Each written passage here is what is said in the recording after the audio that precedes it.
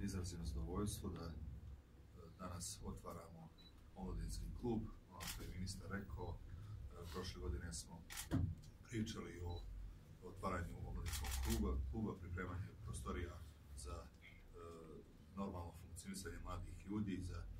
stvaranje mogućnosti za njihov aktivizam, i evo to smo i uradili na naše obostrano zadovoljstvo i mi kao opština se radujemo svakom novom projektu, realizovanom projektu, i svakako klub mladih je jako značajan projekt za lokalnu samoupravu, obzirom da se mi u zadnje vrijeme intenzivno bavimo posvećivanjem pažnje mladim ljudima, uključivanje mladih ljudi u društvene pojave, i nadam se da će ovaj klub svakako dati jedan novi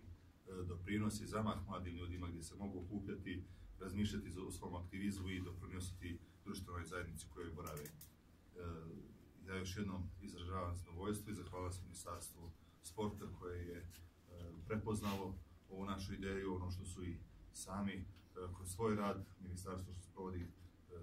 širom Crne Gore, imalo je i prostor u Beranama, naravno kada